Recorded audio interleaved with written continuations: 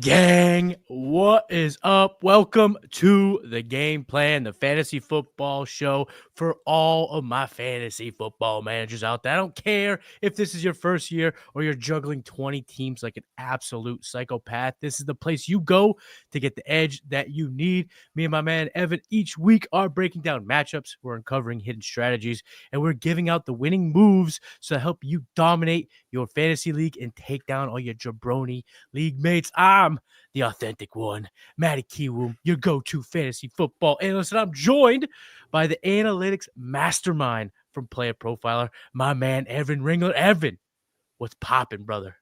What's up, brother? I am psyched to be here, psyched to get started this year. It's about damn time that football is here. I mean, it's exciting. We are. This is football eve here. This is the Wednesday sir. before it gets cracking, and it's exciting to get out here. I'm happy to be able to talk some strategy, talk some lineup decisions. We have predictions for the 2025 fantasy football season. We got a lot in today's episode. So, gang, your path to fantasy domination starts right here. So, without further ado, let's start game planning.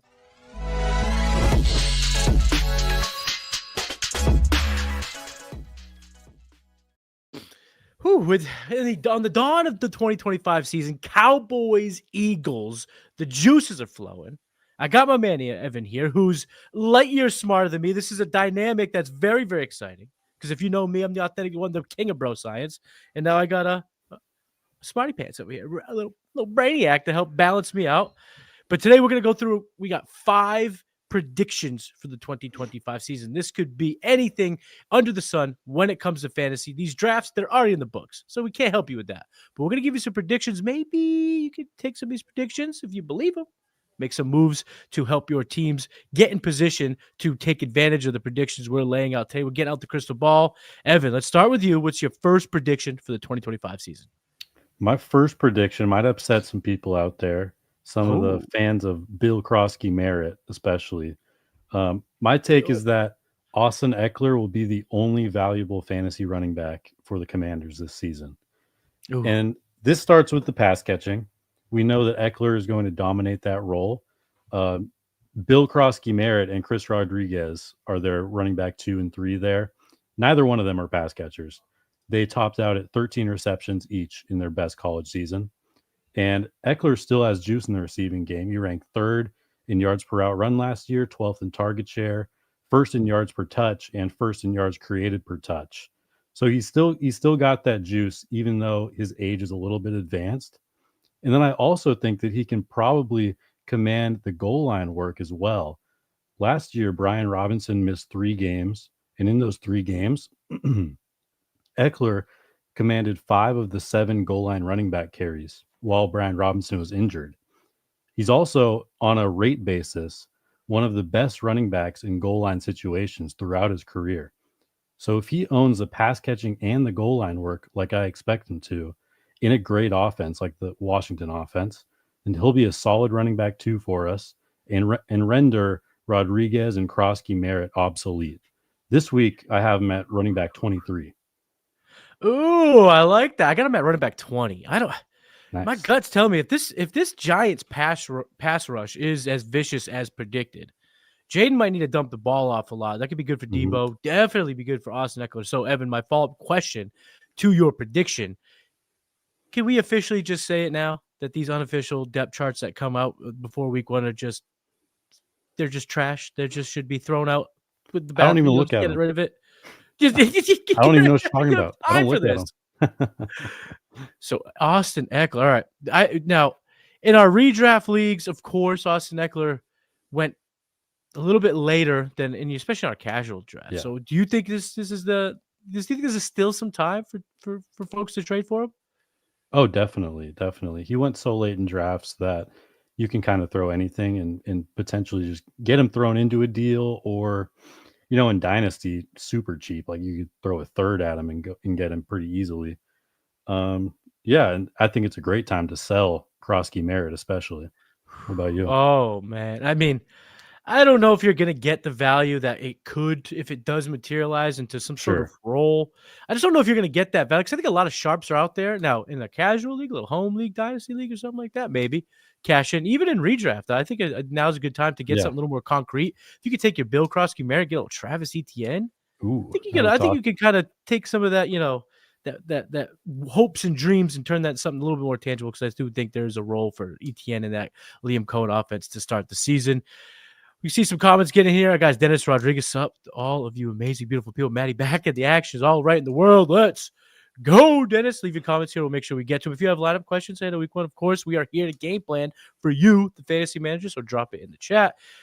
Since you went negative off the rip, Evan, I'm gonna, you're my co-host. I'm gonna back you up here. I'm gonna make sure if they're gonna be mad at you, well, they're gonna be mad at me because I know there's been a lot of touting of this guy throughout the offseason. And I'm here to maybe put a little water on that flame. And I will go with my first prediction for the 2025 season. Drake May does not finish as a top 15 quarterback in fantasy football. And here's why. I'm not gonna go so much into the stats. That's your thing. That's what you bring it to the game plan. I'm gonna bring a little bit more boots on the ground, a little bit more of the football aspect, the things I'm hearing, things I'm seeing, things that's kind of you can kind of smell. And it dates all the way back. That smell, Evan. I was catching that whiff all the way back to day 1 of training camp.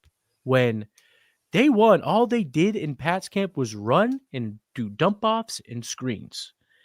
And they never really they didn't put pedal to the metal throughout the entire preseason. And I'm kind of looking at the Drake May profile. I like what I see. I think the Patriots have their quarterback. I think that Mike Vrabel is going to be the program builder that this team desperately needs. But when I think of Drake May in 2025, 2 situations come to mind. Situation number 1 is Ryan Tannehill. Ryan Tannehill in 2020 was as the quarterback of the Tennessee Titans under Mike Vrabel.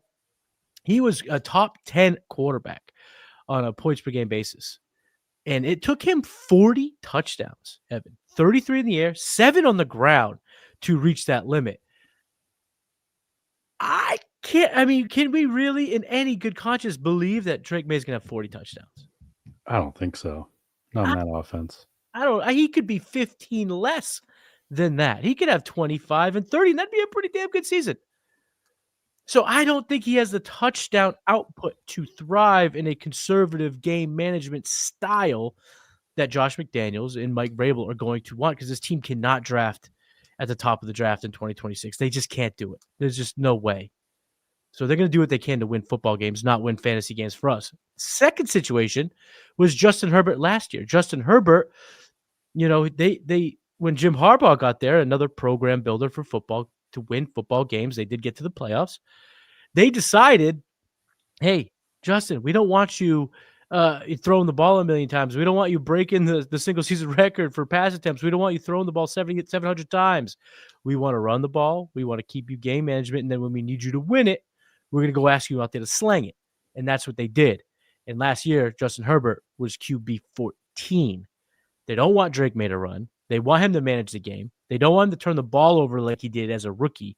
They are hitting the factory reset button. When you get that cell phone and it's just not working right sometimes, you know what? Hit the factory reset button, nuke it, start anew.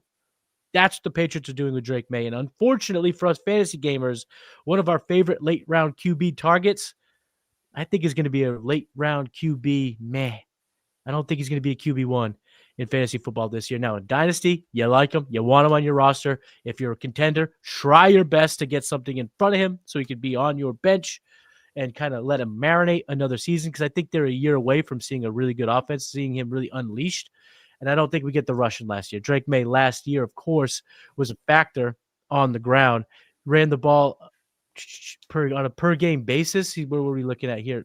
About 4 carries per game, designed about a carry per game, 7.8 yards per carry. I just think these numbers are going to go down dramatically. He only had 2 rushing touchdowns, even with kind of that scattering quarterback running.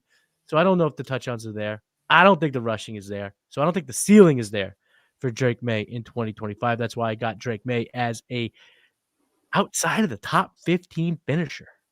What do you think about Drake May in the Patriots offense, my friend? It's a spicy take, but I think you make some really good points. Despite him being a super exciting player that we all love, young and explosive, he's kind of a floor play this year. I agree with you on Vrabel likely wanting to just keep May healthy and keep him safe and just help him learn and grow. The Patriots aren't making the playoffs this year, so they just need to take Bite your care of tongue.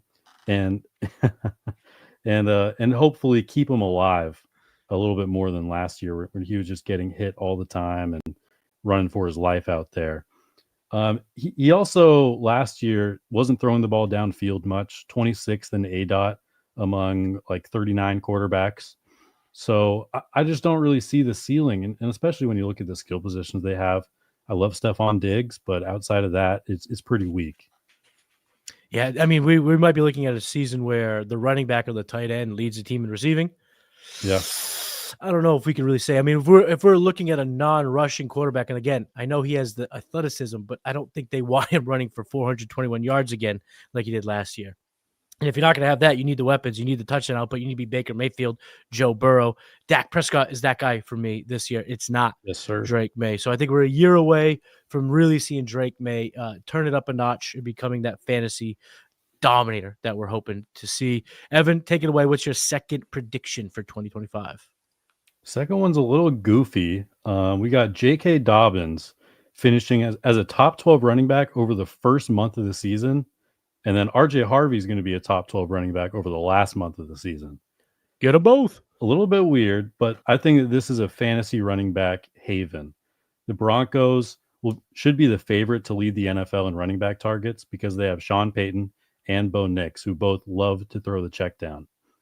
They also have an elite offensive line. It's currently ranked second in the NFL by Dan Fornek, our resident O-line expert. Dobbins, if we look just at Dobbins, he was still explosive last year, despite all these injuries that he's accrued. He ranked 8th in EPX and 15th in total breakaway runs. And we know Harvey is explosive too with the elite speed score and the elite burst score. That first 4 games of the schedule, Dobbins gets to face the Titans, Colts, Chargers, and Bengals. I absolutely love that schedule. And then the last 4 games when Harvey should take over a larger role, as we often see with a lot of these rookies. Those last 4 games are against the Raiders, Packers, Jaguars, and Chiefs, which is a nice blend of some shootouts maybe with some really bad defenses in there too. I think that this backfield is just target both of them. They're both going to be great this year. I like the take. I think it's pretty razor sharp because Sean Payton does things a certain way, and Sean Payton likes to run those 2 back systems. We've seen it in the past. I mean, he tried like hell last year to get these 2 running back. He just couldn't find a couple in the bunch. That's why Jaleel McLaughlin got some touch. Audrey Estime, Javonte Williams. There's this hodgepodge where now I think he really has kind of that 1-2 punch that he needs. And RJ Harvey, even at UCF, despite being a former quarterback in college, he developed into a pretty nasty running back. He's got that chip on his shoulder. He is good in the passing game, and we've saw a number of highlights of him not just catching swing passes, but catching the ball downfield at Broncos camp. I like the call, and I think there's a chance where even when J.K. is dominating in the first 4 weeks, R.J. Harvey still has a role. Yeah. And the same thing can be true for J.K. If he can stay healthy, even though R.J. Harvey is poised to usurp him at some point, J.K. can still hold down some spell carries, get a drive or 2, and find his way into the end zone. So I like the call, and I think what we're saying here, and we're trying to game plan for 2025 is don't be afraid to have both of these guys. Certain backfields you don't want to root for the handcuff. But if you want to kind of carry the progression, carry the stats through the season, look no further than grabbing the old bull and the young calf, J.K. Dobbins and R.J. Harvey. You talked about a rookie running back in R.J. Harvey. So, again, as your co-host, I'm going to follow your lead here, Evan. I'm going to go with my second prediction and say not 1, not 2, but 3 rookie running backs finish inside the top 12 in 2025. I'm looking at 3 guys here. I'm looking at Ashton Ginty, Omarion Hampton, and Travion Henderson. But even if one of those guys don't make that mark, R.J. Harvey, who you just talked about, Caleb Johnson, Quinshaw Junkins, once he's signed, that value goes right back up. And yeah, I know you're not talking about this guy in a really glowing light, or at least you weren't earlier. But there is world. When you do the Doctor Strange 1,000,001 outcomes, you get the time stone. You're thinking about it. There's a world where Bill Crosby. That's not the way I want to call it. Bill Crosby. That's what I was saying. Bill Cosby. That's terrible. You know what? We're gonna call him Bill Cosby if he's not good though. So be good. Anyway, there's a number of rookie running backs, but when I really want to highlight the top three: Ginty, draft capital, athleticism, production profile, role. Omarion Hampton, draft capital, athletic profile. He's gonna have the role. Najee Harris is gonna play, but when you spend the contract, or you spend the money on the 1-year contract on Najee Harris, and he misses the whole summer due to a freak accident off the field, you've not only left the window slightly ajar, you've kicked that thing wide open, and now you got Omarion Hampton problem. Omarion Hampton problem is going to lead this backfield in touches. He is going to dominate as the Jim Harbaugh run the damn ball type of running back, and Najee will get some touches. But let's face it, they're going to run the ball a ton in Los Angeles. We could see a season in which both of these guys get significant carries, probably finish amongst some of the highest in running back touches on the season. And with that type of volume, a guy like Omarion Hampton with that size, that speed, that profile, that ability to hit home runs and hammer it in from the one, that's two now running backs, Hampton and Ginty, that I think are top 12 bound in 2025. And then Travion Henderson. Travion Henderson, to me, is that guy that is probably the most on the cusp to be a top 12 guy. It might take him a game or two to get it going. But I just talked about this with Drake May. They're going to look to keep the game well within range, keep it manageable for the second-year quarterback. And a lot of that is going to be dump-offs to Travion Henderson. There's a world in which he is amongst the top 2 in receptions on this team, and with his home run ability, with that knack to just take it all the way, take it to the distance. We started in the preseason, 80-yard kickoff, no problem. 1 carry, let me just take it for 18 yards up the sideline. This guy's electric, and I don't think that he has a Ramondre Stevenson problem. I think if you are a Travion Henderson rosterer, you want Ramondre healthy, because we saw at Ohio State when he had that complimentary back, he was able to dominate and shine. We want Ramondre taking the grind him out carries up the middle, so Travion can get his 15 opportunities, maybe up to 18 with a couple extra passes every game. And he's going to be able to cash in without the volume. So unlike RJ Harvey and J.K. Dobbins, I am not looking to roster both Ramondre Stevenson and Travion Henderson. If you took Travion, I am not backing him up with Ramondre. And if I waited for Ramondre, I'm not gung-ho trying to bring on Travion Henderson. But either way, any way you slice it, dice it, this is the year of the running back. The rookie running backs are here, and they are nasty. And I think we could see 3 of them inside the top 12. Evan, talk to me about these rookie running backs, brother. I mean, I'm all in on Ginty and Hampton finishing top 12. No doubts about it. I think Hampton is just immediately a borderline RB1, just right out of the gate. Mm-hmm. Najee is going to play, but I'm really not worried about it. I think he's just not going to be a huge factor this year. Travion, that is a spicy take. I could see it. I could certainly see it.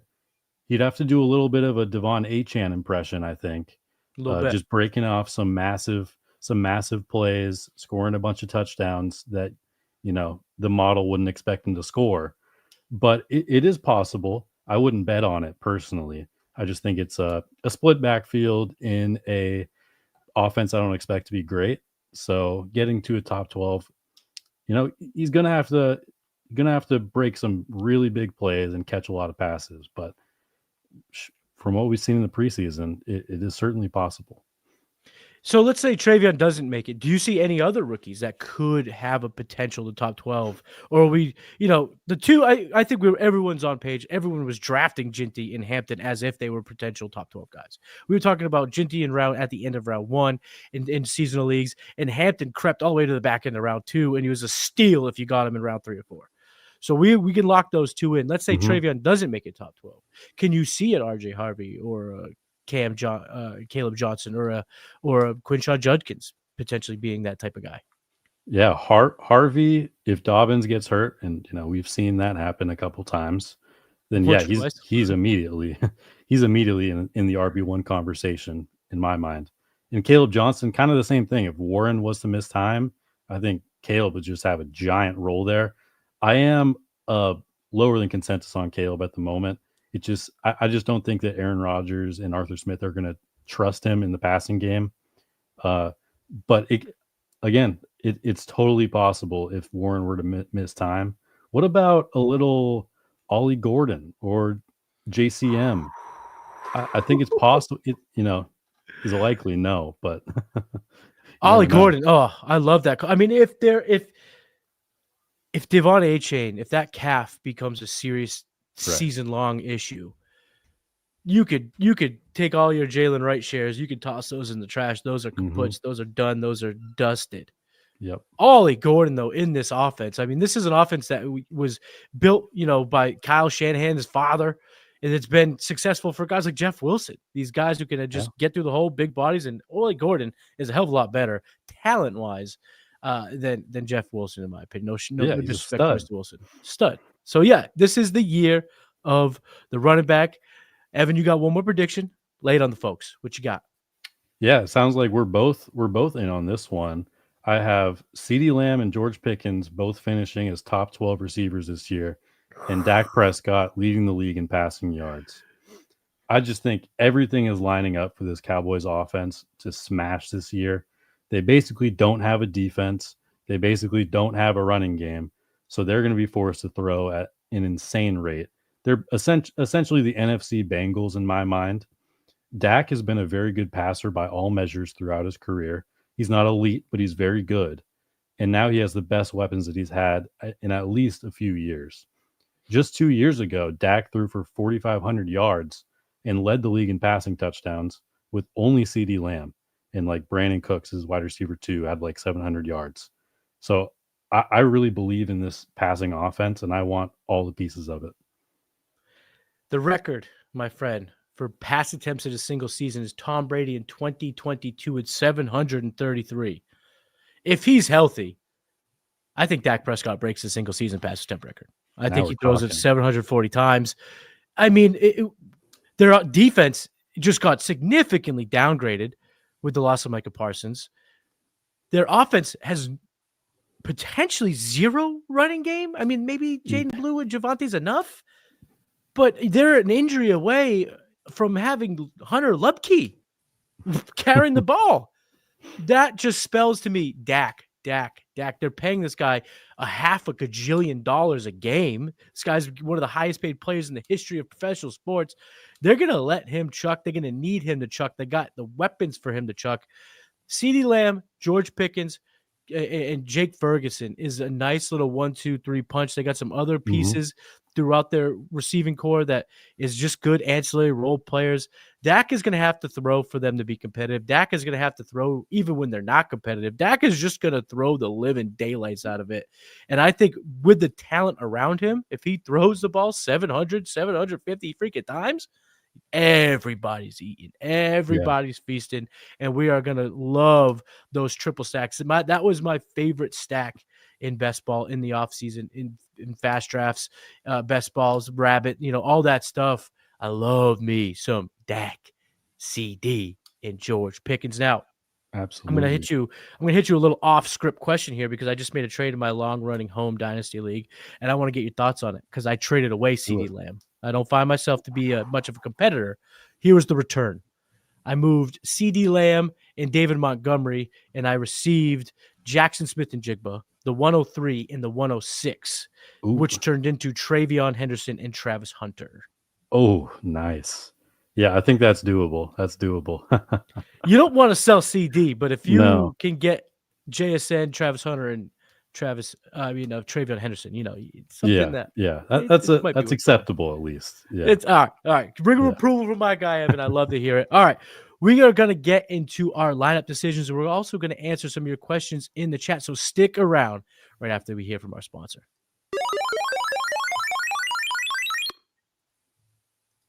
Pour one out for an incredible best ball season. It was a breakout 2025 for Fast Draft, but now The NFL action has started. That means it's DFS season. That's right. You might think, oh, wow, DFS, I can't win DFS. Oh, but you can on Fast Draft. You just pick any 6 guys and you put them in a handful of booster spots. There's no salary rubric you have to follow. You're not going up against thousands of killer bots in these tournaments. Oh, no. These are regular people grabbing their 6 favorite plays of the week, and that's all you have to do. And we post the ownership so that you can choose how much chalk you want. There is no drafting. It's called the Quick 6 Super Slam. The Quick 6 Super Slam is the signature DFS contest at Fast Draft. It is changing DFS. We are making DFS great again. So go to fastdraft.app and use your host promo code for a $50 deposit match. And let's go start drafting faster.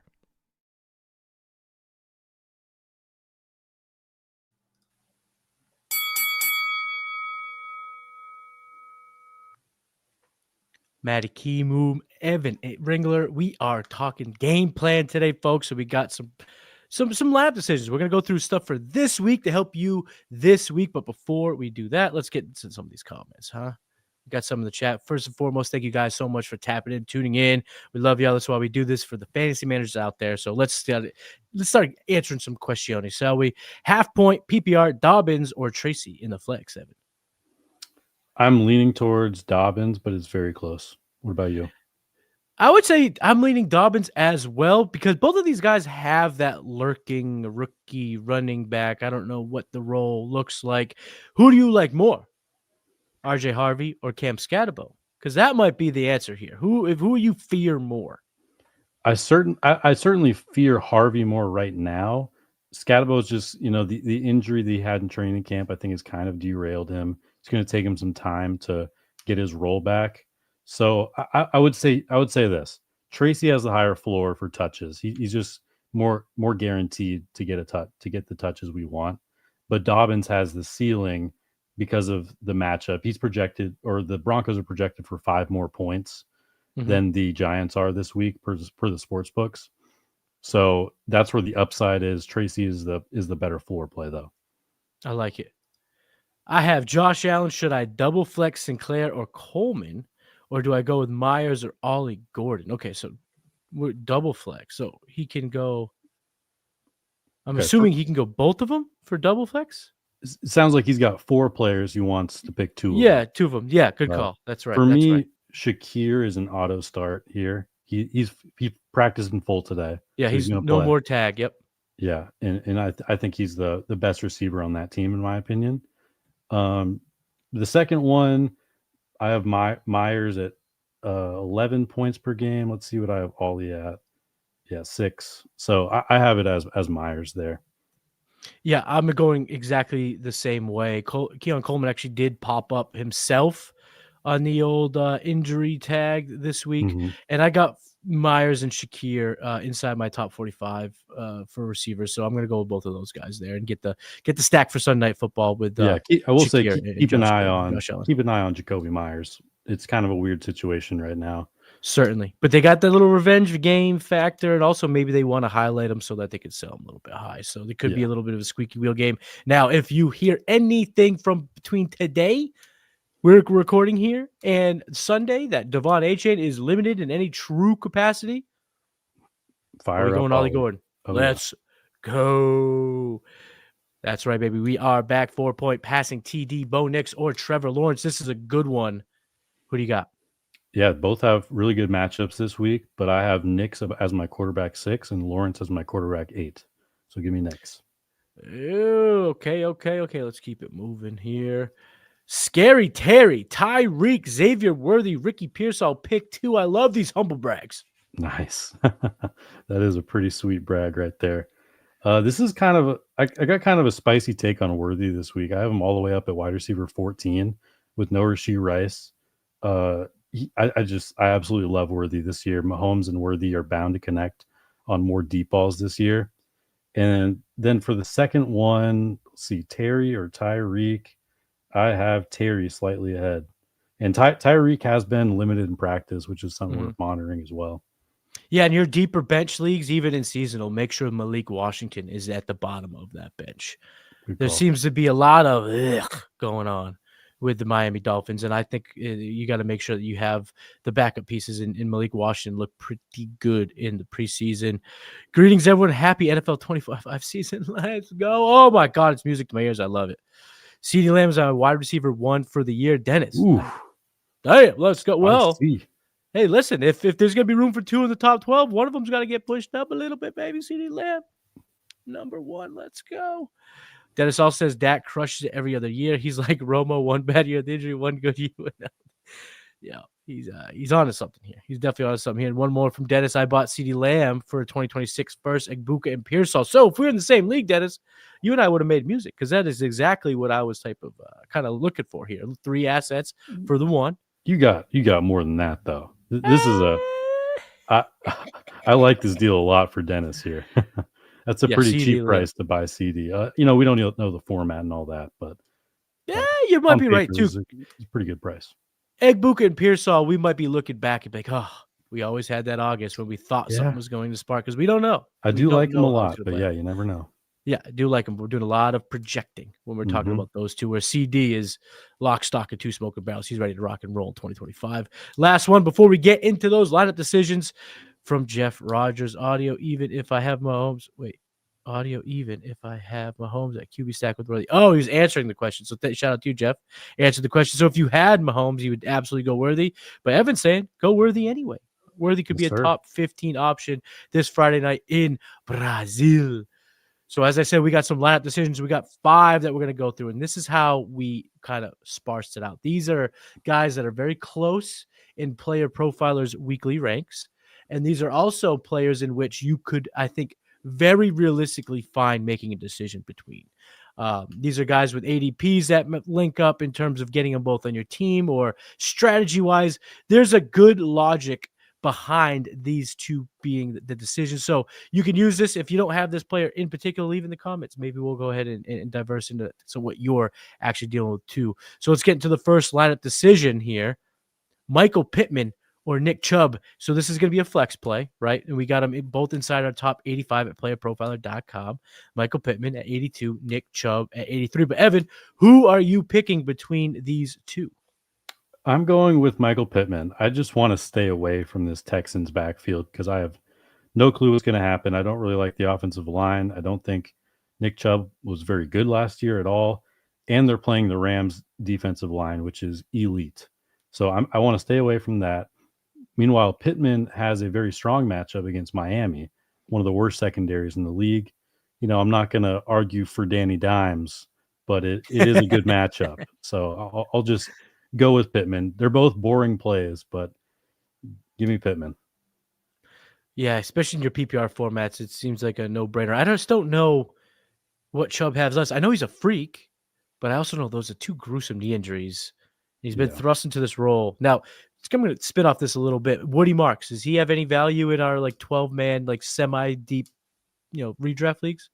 I think he's worth rostering for sure. As far as week 1 goes, I have zero clue how they're going to utilize their backs because they also have Dario Gumbawale on the roster, who might just have all the pass catching work ahead of Woody Marks. We don't really know. Mm-hmm. And maybe it's Dameon Pierce over Nick Chubb for the running work. It's really hard to say. Sorry, I just had to throw up in my mouth a little bit. Hearing Dameon Pierce resurgence. Yeah, that the backfield is group. I think I have Chubb ranked highest, and I'm running back 33. So I am staying clear of Nick Chubb if I can help it. Let's get on to the next roster decision. Rashad Bateman, Keon Coleman, 2 guys facing off on Sunday Night Football. This is for our probably 2 flex type of leagues in seasonal formats, 89, 90, so top 100 plays. Well, who are you going if you could only choose one, Bateman or Coleman? I prefer Rashad Bateman here. Last year, Bateman was actually a top 10 receiver in the league versus zone coverage with a yards per out run of over 2.5. The Bills are traditionally a very zone-heavy defense, so I like the matchup for Bateman. Keon, it's also a solid matchup for him, a man-heavy Ravens team, but I just don't want the volatile nature of Keon's play. I'm also just not a big fan of Keon Coleman in general, so a little biased. No, but this is why we turn to you for the statistics for that edge, because I didn't know that so much about the what coverage they have success against and all that stuff. But I kind of look at these two players pretty similarly in terms of their style of play, in terms of your hope. You're really hoping for a big play. You're hoping for a touchdown. And I have them very, very close in my wide receiver rankings this week. I have Rashad Bateman at 46, Keon Coleman at 50. So I'm going to go Bateman as well. And I could see Keon Coleman also kind of tumbling down my ranks if this injury continues to be flagged throughout, the week of practices, because he's already going into the game probably looking, like I said, deep play or touchdown. If he's now not on the field as much, I just hate betting on those outlier type outcomes when Josh Allen is going to throw it to Shakir. Josh Allen is unfortunately going to find Josh Palmer, because if you've watched Hard Knocks, there's a little bit too much highlighting of a Josh Palmer, but the guy's been a consummate pro. He's going to be around, and I'm still holding out for that Dalton Kincaid. Am I crazy for that, Evan? Am I still a little crazy for Dalton Kincaid hope? I mean, I still have hope too, but I'm just trying to stay away. Maybe keep it in the back of my mind, not think about it. You could stay there, but just stay in the corner. Like, I can't really have you in the forefront of my mind. Now, my hope and wishes of Dalton Kincaid be good has nothing to do with the fact that I drafted him last night at the end of my family league. Not at all. Next lineup decision here is a quarterback battle. So this is theoretically a super flex league, or you went 0 quarterback, late round QB, and you're deciding between Jared Goff and CJ Stroud. Goff is 17 in the Player Profiler's weekly ranks at quarterback. CJ Stroud 18. So if you're kind of just fishing at the bottom of the QB totem pole, you going Goff or Stroud this week, Evan? Yeah, this is a really tough one for me. I think this kind of comes down to what you're looking for. Goff is the higher variance play, in my opinion. Going into Lambeau, I could easily see him throwing 3 picks against what I think is going to be a really good secondary this year in Green Bay. Or you could throw for 4 touchdowns in a massive shootout game. You can totally see that too. Stroud seems like a safer play to me, but has less upside. I just think the Rams D line is going to dominate their offensive line. So I am leaning towards Goff here. But if you really just want safety over the floor or safety over the ceiling, then I can see you going Stroud, but give me Goff. I'm going Goff as well. I don't like either of them. I actually have them lower than Player Profile in my personal rankings. I am at 20 and at 23. Goff, again, the way that this offense has been the last few years under Ben Johnson, you would expect at least a couple passing touchdowns, even if the overall game flow isn't necessarily fast-paced. But we don't know what to expect without Ben Johnson. Yeah. We don't know exactly how it's going to pan out. My problem, though, the reason why I am still going to go Goff in this tough matchup over Stroud's offensive line might be straight Swiss cheese. Yeah. Stroud might just have 0 time to throw. He's going to have 0 running game. Yeah, he has weapons, but if he can't, he's a statue. He's not a mobile quarterback. So if he doesn't have the time to get it downfield to Nico Collins and Jaden Higgins and Christian Kirk and Jalen Noel, what is he going to do with it? And this Rams defense last year, they showed Jared Verse that they have some nasty defensive linemen. That front seven can really get after a quarterback, and it could just be a long day for CJ Stroud. So I'm with you. I'm going to go Goff over Stroud, but truthfully, check your waiver wire, folks. If you're making this decision, check your waiver wire. There's got to be something out there with a better matchup. Next lineup decision, we talked about him earlier, so I think I may know where you're going with this, my friend. But Austin Eckler comes in at running back 23, and Jerome Ford comes in at running back 24. So this is a battle of RB2s. In your RB2 spot, if you're making this decision, are you going Eckler or are you going Jerome Ford? Well, it would be quite a curveball if I went Ford here, huh? Just disregard the first 5 minutes of the show, please. Yeah. No, this is Eckler all day, in my opinion. The offense is way better. And as I mentioned, I expect Eckler to control all the valuable touches, the pass catching, and the goal line work. So, yeah, give me Eckler here. Yeah, I'm going to go Eckler too. We kind of touched upon it briefly when we were talking about the Commanders' backfield, that in this matchup against the Giants are going to unleash the hellhounds. It's week 1. Everyone's healthy. Abdul Carter, Kayvon Thibodeau. They got so many pass rushers. They are going to make sure that the ball gets out of Jaden Daniels' hands right away.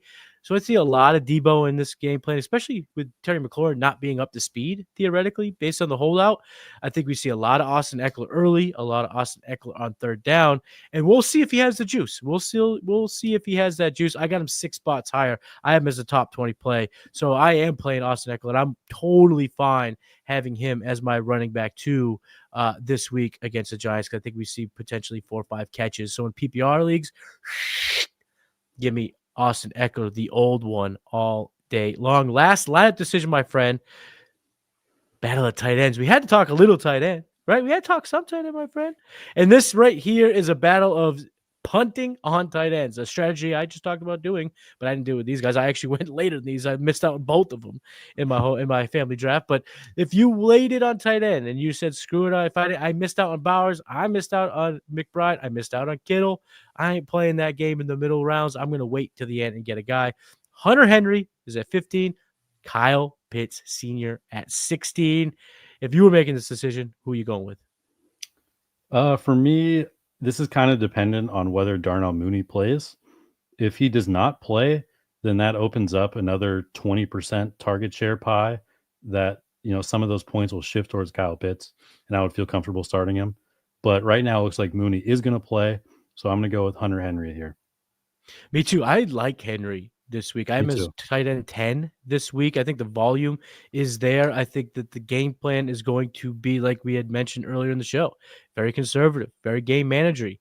And I could see, Hunter Henry getting 8 targets, catching 6 of them for 80-something yards, maybe a touchdown. And in tight end land, that's a spicy meat to ball if you can get that much volume. And I think Hunter Henry is absolutely in line with volume all year long. Pat's camp has been ranting and raving about his his presence in this offense, both as a leader and as someone who's been probably the most consistent producer that they've had over the last handful of years. So give me Hunter Henry, baby. I can't believe we're calling out Hunter Henry over Kyle Pitts in the year of our Lord 2025. That is just fantasy football in a dang nutshell, my friend.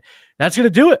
That's it. Episode 1 for the 2025 season. That is a wrap for the game plan. So whether you're chasing your first fantasy win or grinding for that championship run, Evan and I got you covered all season long. Thank you to everyone that tuned in, everyone that left a comment. We appreciate you so much. Make sure you're subscribing to the Player Profiler channel. Make sure you like this video and leave a comment. Give us your 2025 season long predictions in the comments. Evan, tell the people listening where they can find you, where they can get all your stuff. Well, you can find all my work at playerprofiler.com. Go check it out. We just put out a big player page update with a lot of new advanced stats. So go check that out. First read target share, yards per route, run versus man, stuff like that. It's really cool. And then on Twitter at Evan Ringler FF, I'll be dropping a lot of charts and stat posts as we get data from 2025. Yeah, baby. Get ready for that 2025 season. You can find me on X at Matty Kiwoom. So we are going to keep you one step ahead of your competition. Remember, guys, championships are not won on Sundays. They're won right here where you put the work in with Evan and myself. So now let's get out there and let's win those dang fantasy football matchups in week 1. We'll see you next week. Peace. Hey, I want to thank you for being part of this broadcast. If you have any thoughts on it, leave a comment. If you enjoyed it, make sure you leave a like. And if you want to see more shows on the Player Profiler channel, subscribe to it. That's how we know you want more.